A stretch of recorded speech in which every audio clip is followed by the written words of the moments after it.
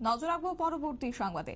জেলা ভিত্তিক একদিনের কর্মশালা অনুষ্ঠিত হয়েছে সচেতনতামূলক এবং সেখানে উপস্থিত ছিলেন মন্ত্রী টিঙ্কু রায় সহ অন্যান্য বিশিষ্ট অতিথিরা। পাশাপাশি প্রদীপ প্রজ্বলনের মধ্য দিয়ে আজকের এই একদিনের কর্মশালার উদ্বোধন করা হয়েছে আগরতলার প্রজ্ঞা ভবনে এবং সে সঙ্গে সমাজ কল্যাণ ও সমাজ শিক্ষা দপ্তরের উদ্যোগে এই কর্মশালার আয়োজন। গোটা বিষয়কে কেন্দ্র করে মন্ত্রী টিঙ্কু রায় কি জানিয়েছেন শুনুন। যে বেনিফিশিয়ারি স্কিমগুলো রয়েছে এই স্কিমগুলো আমাদের দপ্তরে যারা আধিকারিকরা আছে তারা তো জানেনই। তো আমরা চাইছি আমাদের ত্রিস্তরীয় পঞ্চায়েতে যারা আছে জনপ্রতিনিধি তাদের মধ্যেও এটার অ্যাওয়ারনেসটা তারাও যেন সকালে জানে।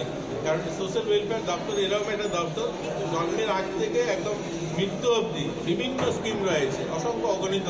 আমি হয়তো এখানে দাঁড়িয়ে বলতে পারবো না, এত অসংখ্য অগণিত স্কিম রয়েছে। এই প্রত্যেকটা স্কিম সম্বন্ধে আমরা আমাদের জনপ্রতিনিধি যারা রয়েছে, পঞ্চায়েত মেম্বার, পঞ্চায়েত সমিতি, জেলা পরিষদ সকলের কাছে এটা পৌঁছে দিতে চাই এবং আরবান বোর্ডেও আমাদের মিউনিসিপ্যালিটি কর্পোরেশনও যারা কর্পোরেটররা রয়েছে তাদের কাছেও সকলে যেন জানে, কারণ তারা জনপ্রতিনিধির কাছেই মানুষ যায় জীবনটা। তো এই ধরনের একটা অ্যাওয়ারনেস ক্যাম্পেনিং আছে, এদেরকে নিয়ে আছে এটা আমাদের প্রোগ্রাম এবং তাদের হাতে আমরা একটা বুকলেট ছেপেছি, সেই বুকলেটগুলো তুলে দিতে। আপনারা শুনলেন মন্ত্রী টিঙ্কু রায়ের বক্তব্য এবং আজকের এই সচেতনতামূলক কর্মশালার মূল উদ্দেশ্য হচ্ছে যে বেনিফিশিয়ারিদের জন্য সরকার যে যে স্কিম এনেছে বা যে প্রকল্পগুলো কার্যত তাদের ভোগ করার কথা, তাই সেই সঙ্গে তাদেরকে সচেতন করতে এবং সরকারের সুবিধাগুলি যেন তারা পান সেই বিষয় নিয়ে আজকে কর্মশালার আয়োজন করা হয়েছে সমাজ কল্যাণ ও সমাজ শিক্ষা দপ্তরের উদ্যোগে।